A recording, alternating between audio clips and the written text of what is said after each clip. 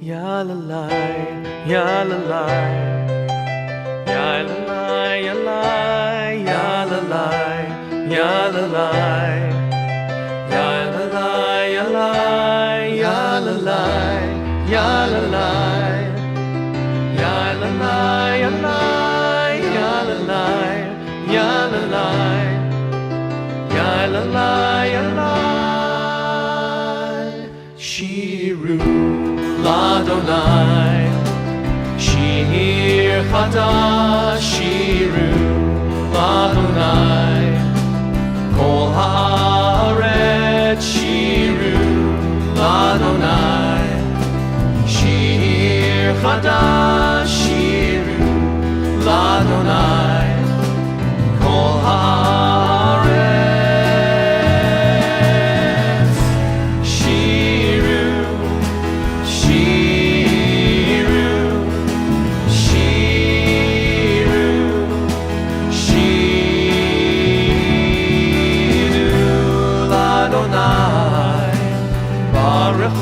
Shemot, Amul Adonai,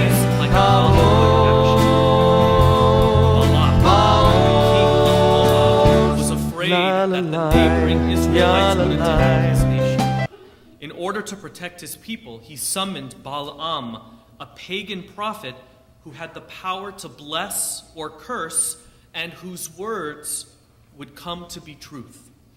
Balak ordered Balaam to come and curse the people of Israel, for surely if the curse was placed, his nation would be safe. After much resistance, including the Torah's only instance of a talking donkey, Balaam finally reaches a hill overlooking the Israelite camp and prepares to place his curse. You can hear the film score music swell as Balaam opens his mouth to curse Israel. Ma tovu ohalecha Yaakov, mishkenotecha Yisrael. Instead of a curse, Balaam is overcome with awe and reverence, and out of his mouth comes a blessing as he says, "How fair are your tents, O Jacob, your dwellings, O Israel." Ma tovu is used to declare the holiness of a place. We think of it as a way to declare the holiness of our sanctuary, but I want to offer a different interpretation. Instead of looking at the physical place we are in now, perhaps the place that we are declaring holy is each of us. Maybe when I say, "How beautiful are your tents, O Jacob," I am saying to you that I see you as a holy being. Maybe I'm saying something even more difficult, which is that I see myself as holy. What does it mean to declare that you are holy? How do you treat yourself in a holy way? When you think about Judaism, it is really not about creating a holy space for us to worship, but rather it is to be sure that we treat each other in holy ways, that we recognize that everyone is holy. Now, looking around this room, it is pretty easy to recognize the holiness of others. But can you look at a homeless person and see holiness? What about seeing holiness in someone who is mistreating you? Can you see holiness in a Muslim or a Palestinian? These are hard questions, and I think that the answer is that we never stop seeking holiness. We never stop looking at others and declaring how beautiful they are, no matter who they are, no matter where they come from. Louis Lewandowski, born in 1821 in the Polish town of Reszyn, Lewandowski became the first Jew to attend the Berlin Academy of the Arts. After showing great promise in the field of secular music, he developed a serious nervous condition that forced him to give up his scholarship and abandon his studies. After his partial recovery, and after hearing a cantor sing at a service, he decided to devote his life to writing synagogue music. Thank goodness he did. Over the last 20 years of his life, he grew in prominence, and he was the primary influence on Western Ashkenazic synagogue music for almost 50 years after his death. His music is very adaptable, so it can be used in small synagogues with a few musicians, or in large temples who have professional choirs and many instrumentalists. His style was transferred early on to the conservative and reform congregations in the urban communities in the United States. We do a ton of Lewandowski music here.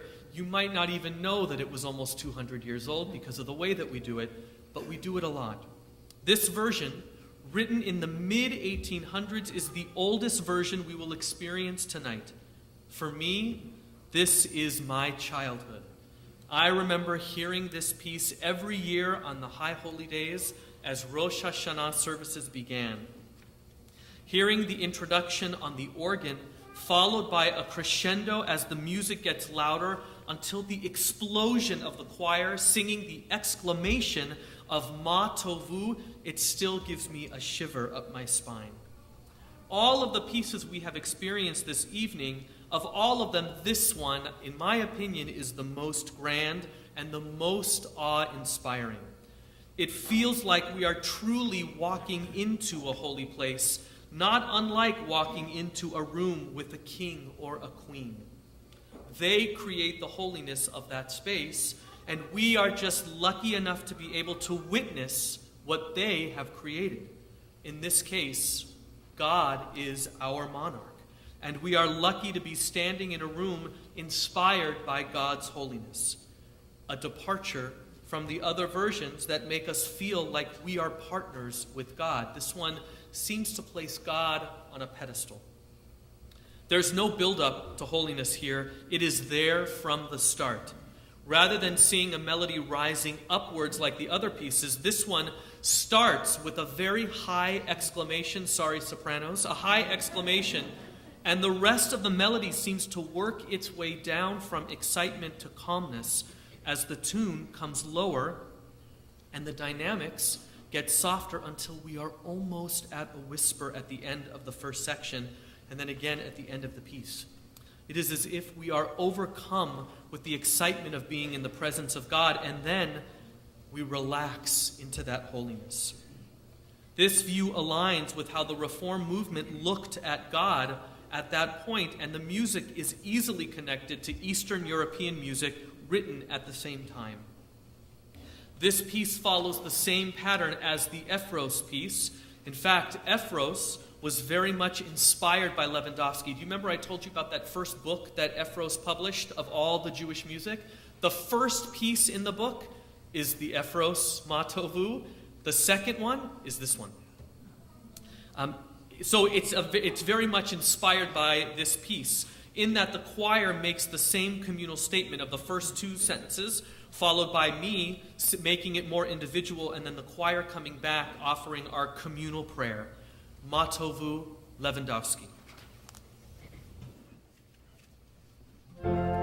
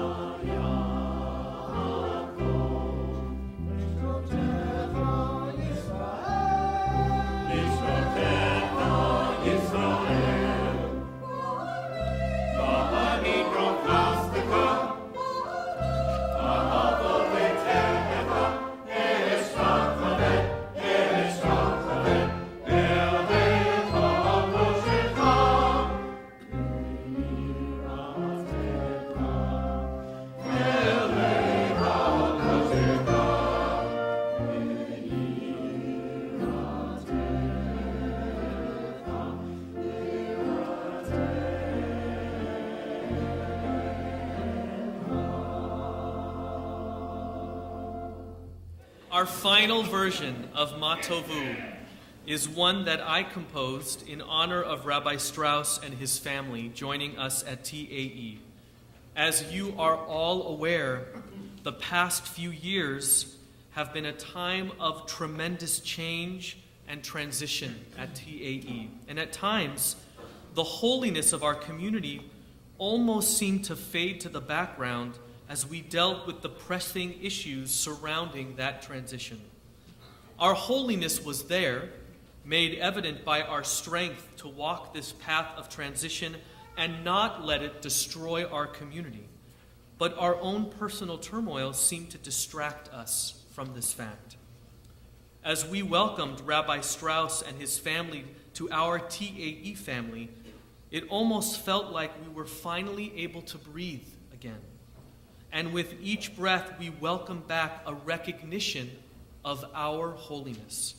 And in the process, Rabbi Strauss has been able to add his holiness, allowing all of us to declare the beauty of our community in a new way.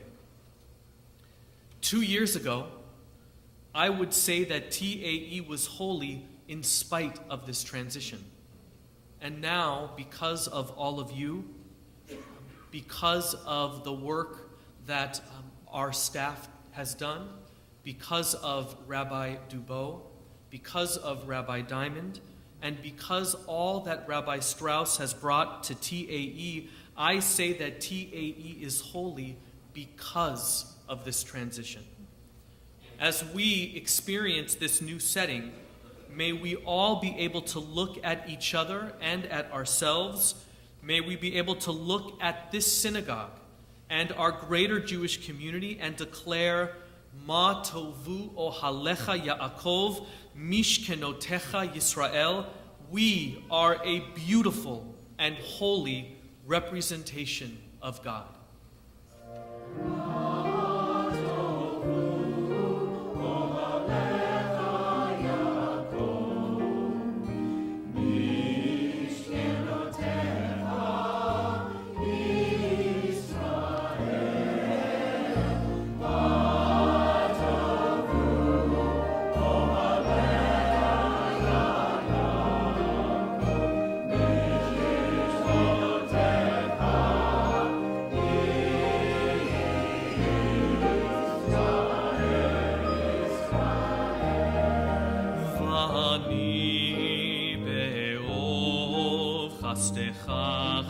חסדך אבוא ביתך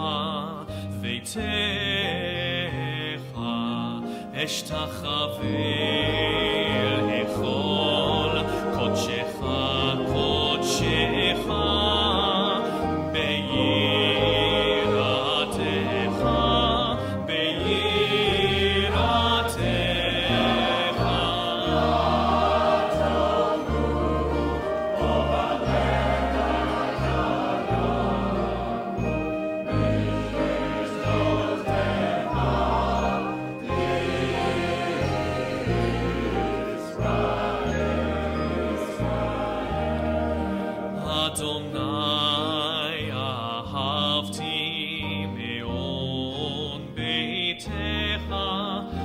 Come, Mishkan.